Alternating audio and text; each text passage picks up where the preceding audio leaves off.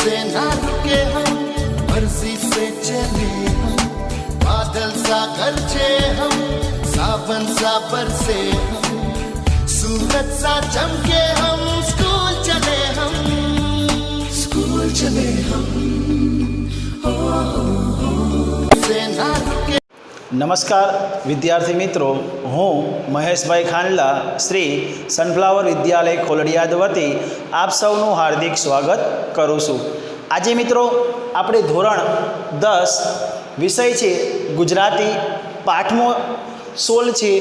પાઠનું નામ છે ગતિભંગ, જે ગદ્ય છે। આ પાઠનો સાહિત્ય પ્રકાર છે લઘુકથા। શું છે? આ પાઠનો સાહિત્ય પ્રકાર લઘુકથા છે। પાઠના લેખક મોહનલાલ ભાઈદાસ પટેલ। શું છે? મોહનલાલ ભાઈદાસ પટેલ। તેમનો જન્મ 30/4/1927 તારીખે ઉત્તર ગુજરાતનો પાટણની અંદર થયો હતો। તેમણે પોતાના જીવનકાળ દરમિયાન કેટલીક લઘુકથાઓનો જે સંગ્રહ છે એ એમણે લખેલા છે। તો લઘુકથાઓની અંદર છે પ્રત્યાલંબન, ઝાકરમાં સૂરજ ઉગે, આ એમને નાની એવી લઘુકથાઓ આપેલી છે।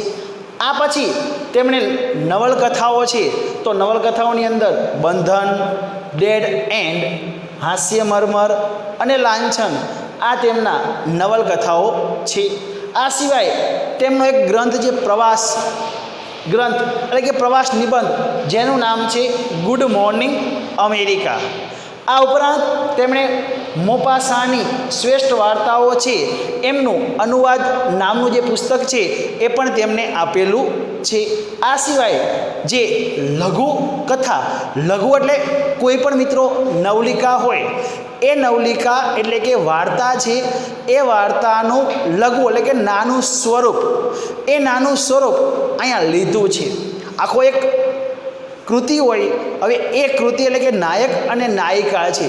હવે એ નાયક અને નાયિકાની એક નાનો એવો પ્રસંગ, કે જે પ્રસંગ બંને એકબીજા સાથે રહી અને જે સમય પસાર કર્યો છે, એ સમયનું અહીં એક પાઠ આપ્યો છે, જેનું નામ છે ગતિભંગ। એટલે એનું સાહિત્ય પ્રકાર લઘુકથા છે, એટલે કે નાનું સ્વરૂપ। એટલે શું કહે છે? કથા સાહિત્યનું લઘુ સ્વરૂપ એટલે કે લઘુકથા। કે જે લઘુકથા આપણને આપી છે એ લઘુકથા કેવી છે? નાની છે, એટલે એનું નામ છે ગતિભંગ। પણ ગતિ અહીં મિત્રો બે ભંગ થાય છે। એક તો જ્યારે નાયક અને નાયિકા રાજપુર જે સ્ટેશને છે એ સ્ટેશને જવા માટે જાય છે, એની જવામાં ગતિભંગ થાય છે। બીજી છે કે જે નાયિકા છે એ પોતે ચાલતા ચાલતા એને પોતાની જે દીકરી છે એ બબલી, એની છાપ એને રેતીમાં દેખાય છે, એટલે બીજી એની એક ગતિ કે મનની ગતિ છે। આ બે ગતિ એટલે પાઠનું નામ આપ્યું છે ગતિભંગ। હવે આપણે જોઈએ આ પાઠ, એટલે દરેક વિદ્યાર્થી પોતાની પાસે પાઠ્ય પુસ્તક રાખે। પ્રથમ આપણે જોઈએ છીએ કથા વસ્તુ, કારણ કે આપણે લેખક પરિચય જોઈ દો। હવે કથા વસ્તુ જોઈએ છીએ। કથા સાહિત્યનું સ્વરૂપ એટલે લઘુકથા। નવલકથામાં નાયક કે નાયિકાના સમગ્ર જીવનનું વર્ણન હોય છે, જ્યારે ટૂંકી વાર્તામાં નાયક કે નાયિકાના જીવનનો એક મહત્ત્વનો પ્રસંગ કેન્દ્રમાં હોય છે। મેં વાત કરી ને કે લઘુકથા એટલે નાયક હોય અને નાયિકા હોય છે, એના જીવનનો નાનામાં નાનો પ્રસંગ એને કેન્દ્રમાં રાખી અને અહીં લીધો છે, એટલે એનું નામ શું આપ્યું છે? લઘુકથા। લઘુકથામાં માનવ જીવનની એક ક્ષણનો મહિમા હોય છે। એક ક્ષણ એટલે પ્રસંગ, કે નાનો એવો સમય એ લઈ અને આ પાઠ રચવામાં આવેલો છે, જે અત્યંત લાઘવથી અંતે ચોટ આપી જાય છે, કે માણસને એટલો બધો એ પ્રસંગ ગમી જાય છે કે માણસને પોતાના હૃદય સુધી એનો ઘા એ ગમે છે। ગતિભંગ લઘુકથાની શરૂઆતમાં ગાડી પકડવા ઉતાવળે પગલે જતા ડુંગર અને તેની પત્નીનું ચિત્ર છે। શું છે? ગતિભંગ જે પાઠ છે એ લઘુકથાની અંદર જે ડુંગર અને એની પત્ની છે એ ગાડી એટલે કે જે રેલગાડી છે એ રેલગાડીમાં જવા માટે થઈ અને ઉતાવળ પગલે ચાલે છે. એ બંનેનું ચિત્ર અહીં ખડું કર્યું છે. પત્ની વારે વારે પાછળ ફરી અને કશુંક શોધી રહી છે કે ડુંગરની જે પત્ની છે એ રસ્તા ઉપર ચાલતા ચાલતા વારંવાર પાછળ વળી અને જુએ છે તો એને એમ થાય છે કે મને કંઈક ખોવાયેલી વસ્તુઓ છે એ મને આજે દેખાય છે. એટલે ડુંગરની પત્ની એ પોતાની દીકરી છે એની પગલી શોધતી આગળ વધે છે. વાર્તાને અંતે કરુણસભર ચોટ પહોંચાડે છે. કરુણ જે રસ છે ને એટલે કે મા તરફનો પ્રેમ, એ પ્રેમ અહીંયા લેખકે વ્યક્ત કર્યો છે. માતાને પોતાની પાછળ મૃત્યુ પામેલી દીકરીના પગલાંની છાપ દેખાય છે. શું દેખાય છે? ડુંગરની પત્નીને કે રસ્તા ઉપર ચાલતા હોય છે, એની દીકરી મૃત્યુ પામી છે, એની રેતીમાં છાપ એટલે કે જે પડેલી પગલીઓ છે એ પગલીઓ એને દેખાય છે. એના કારણે ડુંગરની પત્ની ચાલી શકતી નથી. અહીં માત્ર ચાલવાની ગતિનો જ ભંગ નથી, પણ પાત્રોના વિચારોની ગતિનો પણ ભંગ છે. અમને મેં કીધું કે આ બે વસ્તુ ગતિનો ભંગ છે. એક ચાલવાની ક્રિયામાં અને બીજો છે માણસના વિચારોમાં જે ગતિ ભંગ છે. એ બંને ભંગ અહીંયા દેખાડ્યો છે. હવે આપણે જોઈએ પાઠ. રાજપુર સ્ટેશને ગાડી પકડવા ડુંગર એની વહુ ઊભા માર્ગે ઝડપભેર જઈ રહ્યા હતા. ક્યાં જાય છે? તો કે રાજપુર સ્ટેશન છે એ સ્ટેશને ગાડી આવવાની હોય છે અને એ ગાડીમાં જવા માટે ડુંગર અને એની વહુ ઝડપથી માર્ગે ચાલી રહ્યા હોય છે. પત્નીનો પાછળ આવવાનો અણસાર મોરો પડી જતાં ડુંગરે પાછળ જોયું. પતિ પત્ની છે એ બંને ઝડપથી રસ્તા ઉપર જઈ રહ્યા છે, પણ એની જે પત્ની છે એ પત્ની પાછળ આવે છે, પણ એ ચાલતા એના જે વિચારો છે એ વિચારો કેવા પડી ગયા છે? તો કે એ વિચારો છે મોરા પડી ગયા છે. જો એ શબ્દ આપ્યો છે અણસાર, એનો અર્થ થાય છે સંકેત અને બીજો અર્થ થાય છે ઈશારો. કે ડુંગરની જે પત્ની છે એને એવો અહેસાસ થાય છે કે પોતે જ્યારે ચાલતી હોય છે ત્યારે એ રેતી ઉપર કંઈક છાપ જોવે છે, એટલે એને ઈશારો કે સંકેત કરતો હોય એવો એની પત્નીને દેખાય છે. એટલે ડુંગર પાછું વળીને જોવે છે. પત્ની રસ્તા ઉપર નજર ફેરવતી ધીમી પડી રહી અને ગોતતી શું ખોરે છે. જે પત્ની છે એ પત્ની રસ્તા ઉપર નજર ફેરવે છે. નજર ફેરવી એટલે આમ તેમ જોવું. શું થાય છે? નજર ફેરવવી એટલે આમ તેમ જોવું.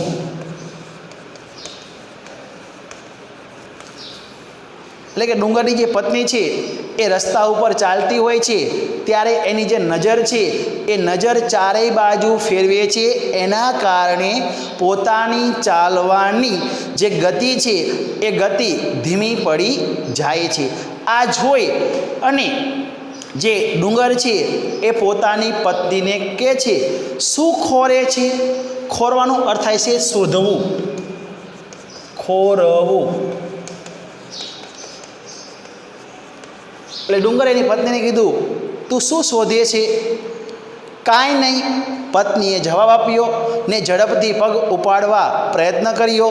થોડા ડગલા ચાલ્યા પછી વળી એનો વેગ મંદ પડી ગયો. એની પત્ની છે એ પત્નીએ કીધું હું કાંઈ ગોતતી નથી, અને બંને ઝડપથી આગળ ચાલ્યા. એટલે કે પ્રયત્ન એટલે કે એને પોતાનો કોશિશ કરી અને ત્યાં થોડાક પગલાં આગળ ચાલ્યા. ત્યાં વેગ મંદ પડી ગયો. વેગ મંદ પડવાનો થાય છે ગતિ ઝડપથી ઓછી થવી. શું થાય છે? વેગ મંદ એટલે કે છે ગતિ ધીમી પડવી. કે ડુંગરની પત્ની છે એ ચાલતી હોય છે, એ ચાલતા એના પગ છે એ ધીમા પડી જાય છે. એટલે કે ગતિ જે ચાલવાની છે એ મંદ થઈ જાય છે. આમ ગાંડાની માફક અવળિયો શું ખાય છે? શું છે જે મિત્રો એ કીધું? ડુંગર પોતાની પત્નીને કહે છે કે તું શા માટે આમ અડવડિયા, તો એનો અર્થ થાય છે અડબડિયું. જોઈજો, અવડિયું એનો અર્થ થાય છે અડબડિયું, કે જેનો અર્થ થાય છે આમ તેમ શું ગોથાતું મારે છે. ડુંગર ગુસ્સે થયો. ડુંગરે ગુસ્સે થઈ અને એની પત્નીને કીધું, દિવસ આથમવા આવ્યો છે, આમ કર્યા કરીશ તો રસ્તામાં જ અંધારું થઈ જશે. કાં તો એટલે ડુંગરે એની પત્નીને કીધું કે તું આમથી આમ શોધ્યા કરીશ તો આપણે બંને અહીંયા રાત પડી જશે અને આપણે કરશું શું? આમ ડુંગરે એની પત્નીને સમજાવ્યું. પત્ની થોડા ડગલા આગળ ચાલી ખરી, પણ પછી તો એ બેસી પડી. ડુંગરની પત્ની છે કે જે એને યાદ આવતી હતી એની દીકરીની જે છાપ છે પગલી જોઈ, એટલે પાછી ડુંગરની પત્ની થોડાક ડગલા આગળ ચાલી. આગળ ચાલ્યા પછી એ પાછી ત્યાં જ બેસી ગઈ. શું પડી ગઈ? કે જ્યાં ચાલતી હતી એ જ માર્ગ ઉપર પાછી એ ઊભી રહી ગઈ અને આગળ ચાલવાની એની હિંમત ચાલી નહીં. પાછો ફરીને ડુંગર પાસે આવ્યો. એ જ ધાર્યું છે શું? ગાંડી ચૂકી જઈશું તો નહીં ઘરના કે નહીં ઘાટના એવી દશા થશે. ડુંગરે એની પત્નીને સમજાવ્યું કે તે આજે શું કે ધાર્યું છે, અને જો આમને એમ તું કરીશ તો આપણે જે સ્ટેશને પહોંચવાનું છે અને એ સ્ટેશને જો ગાડી આવી જશે તો આપણે ગાડી ચૂકી જઈશું, નહીં ઘરના જઈએ કે નહીં આપણે જ્યાં પહોંચવાનું છે ત્યાં પહોંચી શકશું નહીં. એટલે ડુંગરે એની પત્નીને સમજાવ્યું, એવી દશા રાત કાઢીશું ક્યાં, કે આખી રાત છે એ રાત ક્યાં પસાર કરશું? પત્ની કશું જ બોલી નહીં. ભાવાર્થ બની એ તો નજરની પીછીને ધૂર ઉપર પસરાવા રહી હતી. એની પત્ની કશું જ બોલી નહીં. ભાવાર્થ એટલે કે ભાવાર્થ સાથે, ભાવાર્થ એનો અર્થ થાય છે ભાવાર્થ ભરેલો.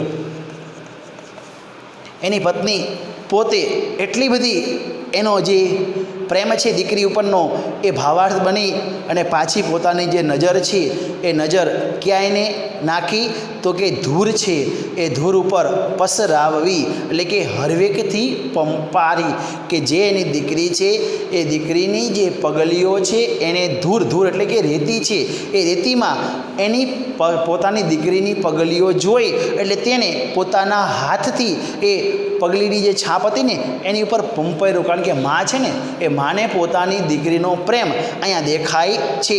અને એ જોયા પછી જે ડુંગર છે કે છે જોયું એ બોલી. જે પોતાની પત્ની છે એ પત્નીને ડુંગર કહે છે, શું મને તો કાંઈ દેખાતું નથી? ડુંગરને પ્રશ્ન કર્યો કે તું તો એમ કહેશ કે મને પગલી દેખાય છે, તો ડુંગર કહે છે કે મને કાંઈ દેખાતું નથી. પત્ની આંગળીઓનો છેડો છેક જમીન પાસે લઈ ગઈ. એક ઘાટીલા પગલાની છાપ એ બતાવતી રહી હતી, આપણી બબલીની જ પગલી જાણે છે. શું કર્યું? એની પત્નીએ પોતાના જે હાથની આંગળી હતી ને એ આંગળીનો છેડો ઠેઠ જમીન પાસે લઈ ગઈ અને જમીન પાસે લઈ ગયા પછી જે એક ઘાટીલી એટલે કે સુંદર ઘાટવાળી જે પોતાની દીકરી છે એની છાપ એ ડુંગરને બતાવી અને કીધું કે જુઓ આ આપણી દીકરી છે ને એ દીકરીની પગલી છે, પગની છાપ, એ છાપ તમને અહીંયા દેખાય છે, મને દેખાય છે. હું તો ક્યારની આ પગલીઓ જોયા જ કરતી આવું છું. અને હું જ્યારે આપણે રસ્તા પરથી ચાલતા હોઈએ ને ત્યારે મને એ બગલીની જે છાપ છે પગલીની, એ પગલીની છાપ મને ક્યારની બતાય છે, એટલે મારી ચાલવાની ગતિ ધીમી પડી ગઈ છે.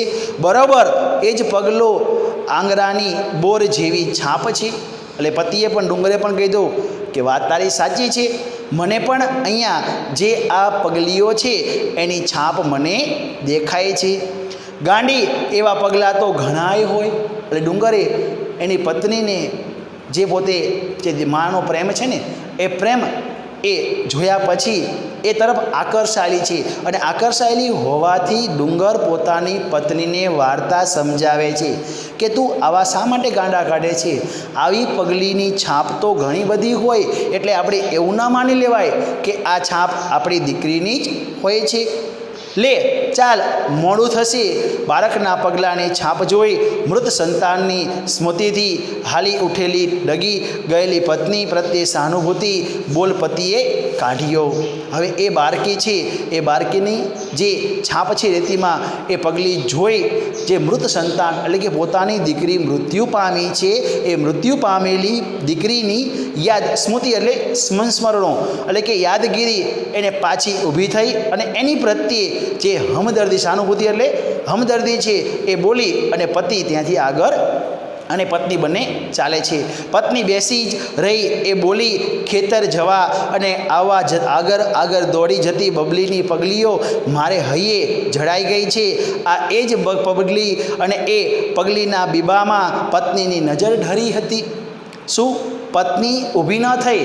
પતિએ કીધું ચાલ આપણે જવાનું છે, પણ પત્ની ત્યાંથી ઊભી થતી નથી. પત્ની એમને સમજાવે છે કે જ્યારે આપણે બંને ખેતર જતા હતા ત્યારે એ આપણી દીકરી છે, એ એની આગળ દોડતી હતી અને એ પગલીની છાપ આજે મારી નજર સમક્ષ દેખાય છે, એટલે મારા આગળ ચાલવાનો પ્રયત્ન કરી શકાતો નથી. ડુંગર એકવાર પત્નીના મુખ સામે જોઈ રહ્યો અને પછી પોતાની નજર ગગનના કોઈ માર્ગ તરફ વારી લીધી અને બંને જણ સ્થિર થઈ ગયા. એટલે ડુંગર છે એની પત્નીના મુખ સામે એટલે કે મોઢા સામે જોઈ અને પોતાની નજર છે એ આકાશ છે, એ આકાશના માર્ગે એ જોવે છે અને ત્યાં જ પોતાની નજર સ્થિર કરી નાખે છે. લાકડીના ટેકે ગગન તરફ મોં કરી ઊભા રહી ગયેલા પત્નીને જોઈ પત્ની સાવધ બની ગઈ. એણે કહ્યું કે લ્યો હવે હેંડો, હવે પગલાં ઉપાડો, ઝટ ગાડી ચૂકી જઈશું. એટલે આમ જે છે એ ડુંગર પોતાની પત્નીને કહે છે કે ચાલ હવે હું તને લાકડીનો ટેકો એટલે કે આધાર આપું છું અને મારો હાથ પકડી તું ઊભી થા. અને પત્ની એ પોતે સાવધ એટલે કે હોશિયાર, કેમ ઓલો કોઈ સિંહ હોય અને સિંહને જોઈ અને પત્ની ખડી વધી જાય એમ અહીંયા પોતાના પતિનો હાથનો ટેકો લઈ અને એ પત્ની હોશિયારની જેમ એ ઊભી થઈ ગઈ અને પોતાના પતિને કહેવા માંડી કે ચાલો હવે આપણે ઝડપથી જઈએ, નકર આપણે બંને ગાડી ચૂકી જઈશું. અને બંને જણે વરી મમરા વેગથી ચાલવા માંડ્યું. એટલે ડુંગર અને એની પત્ની છે એ બંને ઊભા થઈ ઝડપથી એ જ ગતિમાં આગળ વધ્યા અને રાજપુર સ્ટેશને જવા નીકળી પડ્યા. મિત્રો, આપણો જે આ પાઠ છે એ પાઠ અહીંયા પૂરો થાય છે. આભાર.